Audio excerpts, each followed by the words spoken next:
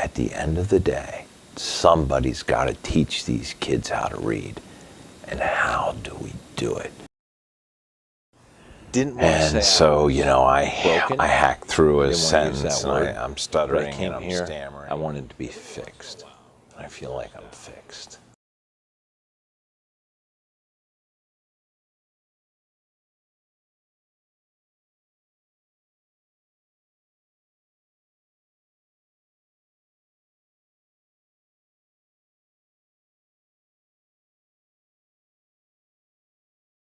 I'm Nelson Lauver.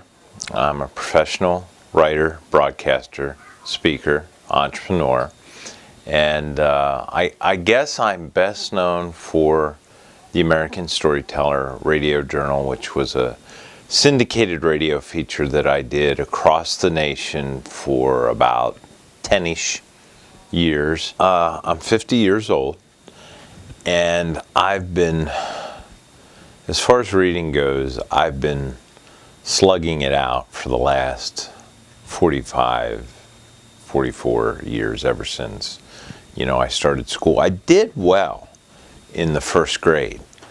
You know, the one-syllable words and the sight cards and see Jane run, and of course I married Jane.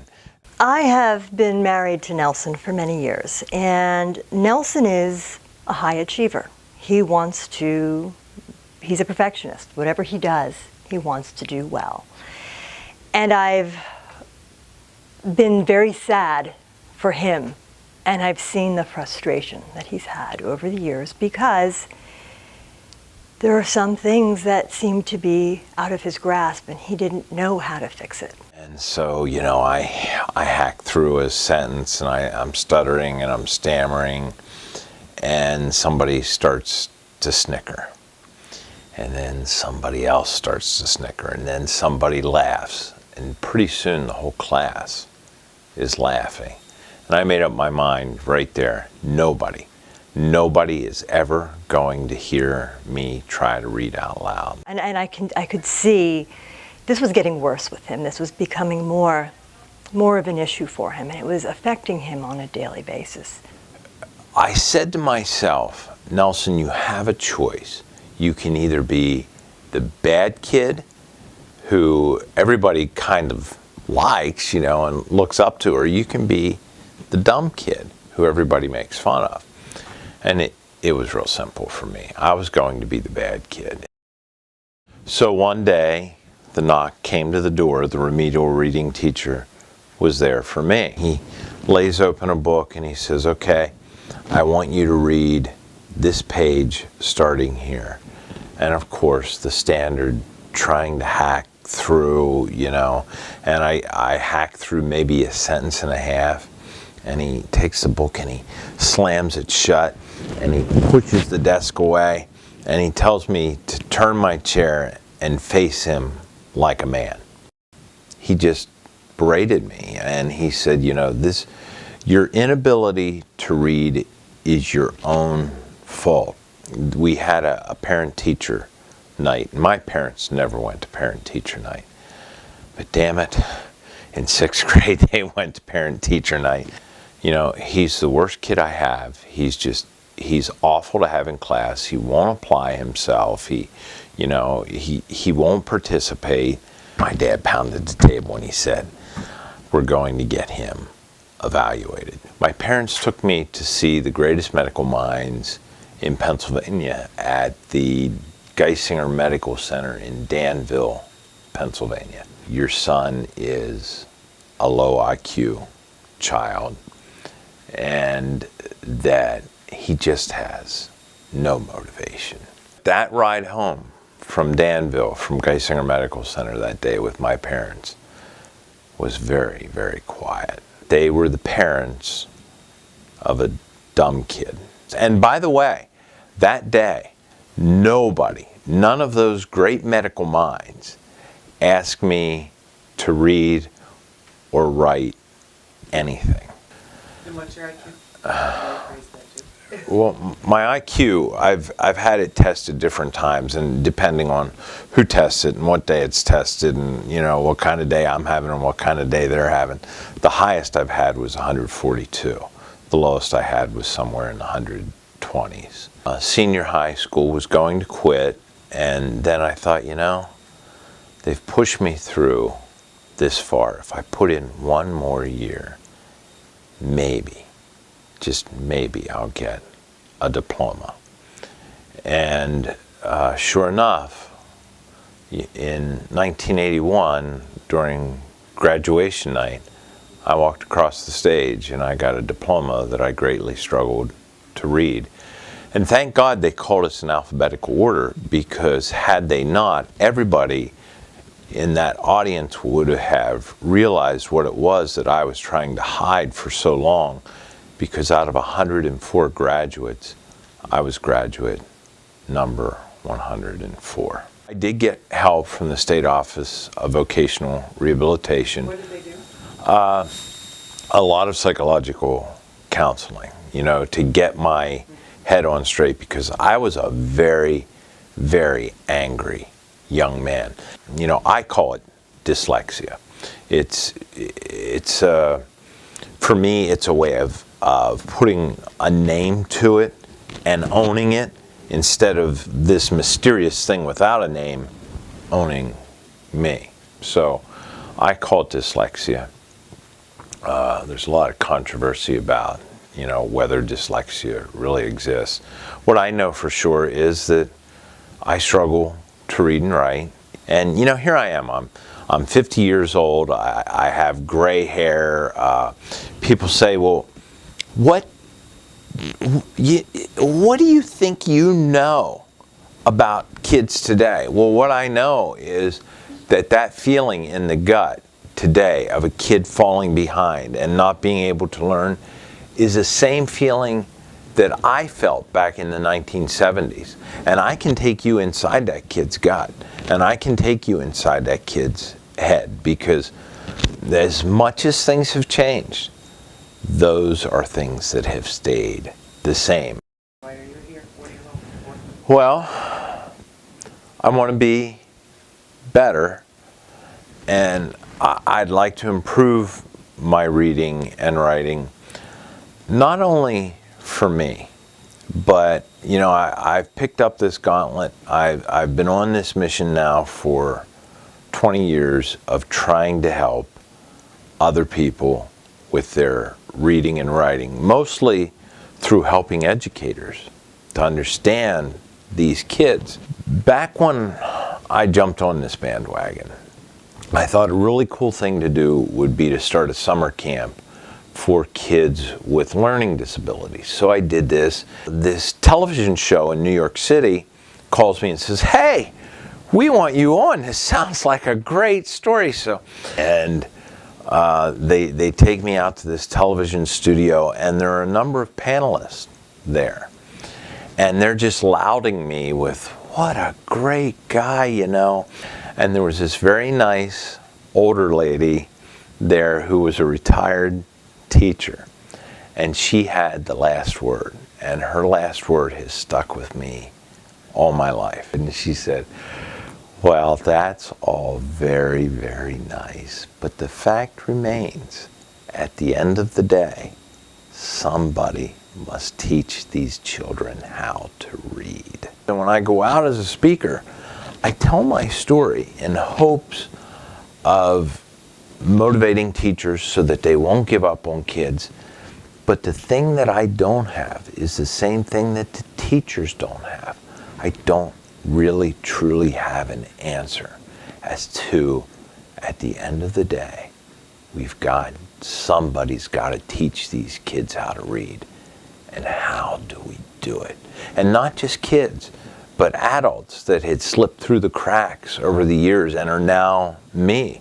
I want to help myself so I can figure out how to help them. You know, this is going to be a classroom setting for me again, and I've never succeeded in a classroom setting. So let's give it a whirl and see what happens. If you're not sure of, I'll just tell it to you. All right? So go All right. when you're ready. Go for it. Amanda lay on her back in the driveway, staring into the gears of Chris's motorcycle. Chris was mostly silent, nodding at the toolbox and muttering the size of the wrench or screwdriver he wanted. Low gear is slow and strong. All right, perfect. Oh, here we go. All right.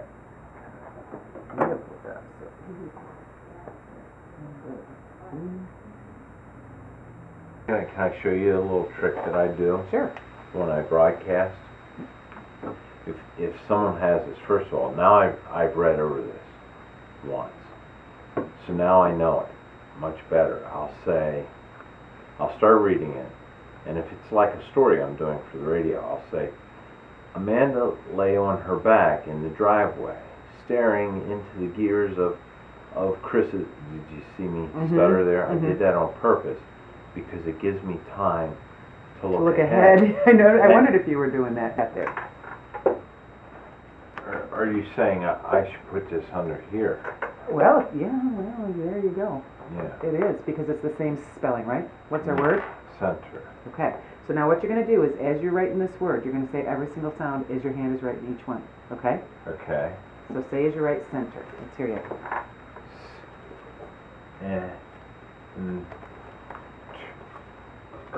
You're phenomenal at your segmenting. Okay, so underline. You can underline any font or not, or you could dot and dash. You don't have to do anything if you don't want.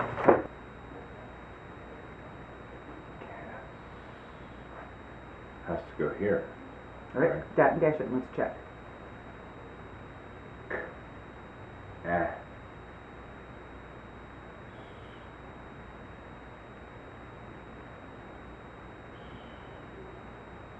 Cool. Perfect. So it doesn't go there. It goes with whistle.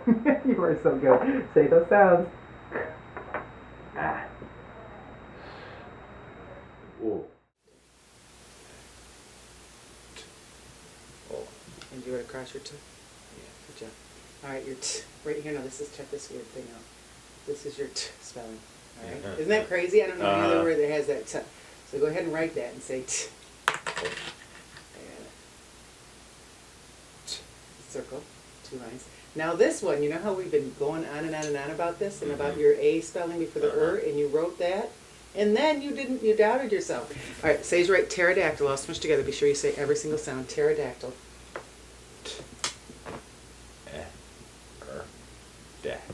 Well, hold on a second. Say the word for me. What's the word? Pterodactyl. Tear. What's the next syllable? Tear. Yep, you don't get to write it in there though. I'm gonna have you start all over again. Pterodactyl. What's the sound here in tear? A. What's next?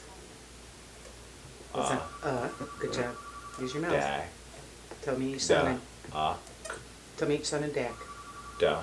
Ack. I'm gonna have you write that one more time as your hands right it. Da. Ack. Pterodactyl. Oh.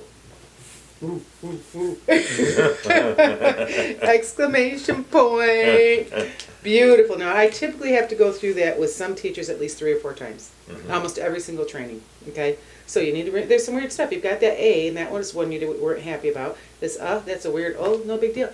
Your mouth and your ears are going to tell you all the answers. Remember that. Okay. But you got to use them, and if your hand is faster than your mouth and your ears, you leave stuff out. Okay. Yeah. Let's start with the chapter. You know what? I need my glasses. I'm sorry. All right. So what's our title here? The Great Depression. Now, are you sure? The Great Deception. Yeah. Now you would think. Yeah. All right. Pay attention all the way through. Okay. All right. Try to read the street signs or a menu in a restaurant. That was the way I saw the English language. Lines without meaning, isolated words out of context. Today, millions of English-speaking American kids enter high school troublemaker. I continued to live a double standard. Dutiful son and fun-loving brother at home, wary, defensive adolescent at school. I seemed to attract fights and followed my humiliating retreat. Just before the dance was over, I sneaked back into the gym, looking for my taunter. With his supporters scattered, Denny knew I was out for blood, so he ducked out the side door and later spread the word around the school that I was crazy, loco, where had I heard that before?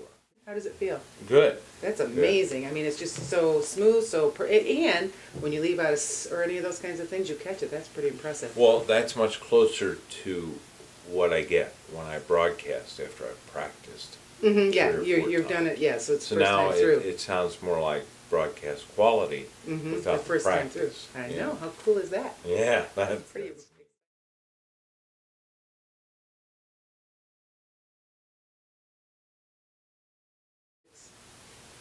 15.5. really. Yes, sir. I was really scared about that. I was We're also really with that. nervous. Oh, well. I thought, well, this is going to be the. Well, you showing off.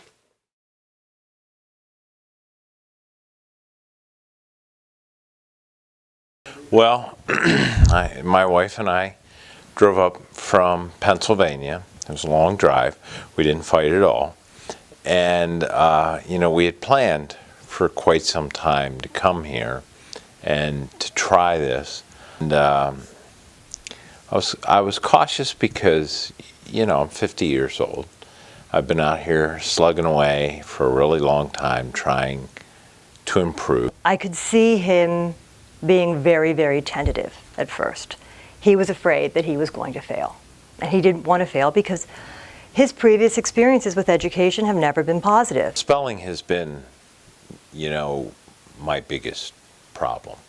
And my wife has always said, you only married me because I can spell. This was the one-on-one, the ability to have a conversation with the instructor and really understand the elements step by step. I could just see his confidence grow. And I had a little homework assignment last night. It was 100. I wrote a short essay. It was 100 some words, 182 words, and I only misspelled 2 words. And prior to that, and that was handwritten, that wasn't with a word processor. Prior to that, I probably would have misspelled about half the words. And the confidence kept building. And he kept saying, I don't know why, it's working. I can feel it. And he was exhausted at first. I mean, it was just overwhelmed. The first night, he slept. He woke up the next morning, he said, I feel great. A lot of his anxiety that he was feeling before was disappearing. I'm pleased that I've improved myself in such a short period of time. To get these kinds of gains, I would have been happy, to spend a year to get these types of gains. We did it in 11 hours, which really pleases me.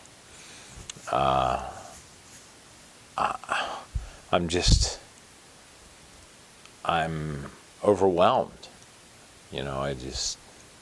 It's really overwhelming. And now I see that he kind of has that light and life and excitement back after just these few days.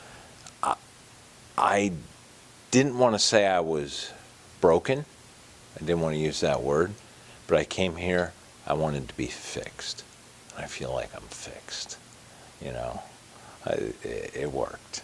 It's just beyond our expectations. And he's going to continue to grow and to read and practice and continue to see the gains. And now he has that basic foundation that he never had before. And that's great. My story is the story of millions of Americans. But in the end, I haven't had a solution, to tell the audience, okay, here's what happened to me. And here's where I've arrived. But the problem isn't fixed. And prior to this, I haven't been able to tell people how to fix it. And I'm a guy. I'm a fixer, And I want to be a part of fixing the problem. So, and I really believe after going through this that EBLI is the answer to fixing this problem. There There may be some other hurdles that we have to crash through, getting past some mindsets and past some industry standards, because it is an industry. Not only is it an epidemic, it's an epidemic that people profit from. And let's all go out of business, And I had fun. I went home a little beat up a couple nights, but I had fun. It was really, really good. So There you go. I think we should go out and celebrate. We're gonna. Champagne, now you know how to spell it. Yeah. 1, 2, 3. We'd like to teach the world to read in perfect harmony. We don't know the rest of the words, but that's okay. You guys sounded really good, eh?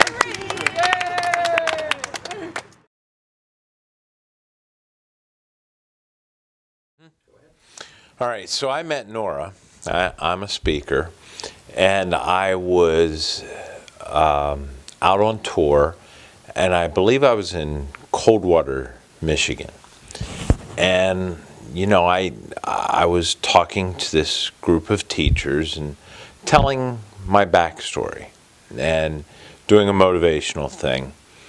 And then at the end, there was this lady. And I got to tell you, I talked to a lot of groups, and it's hard to remember everywhere you've been and all the people that you meet. But there's this one lady that I remember. And I remember well because, I'm up there, and afterwards people come up and talk to me, and this lady comes up and she couldn't talk, and then she gave me a hug, I think, and she left. And I remembered her.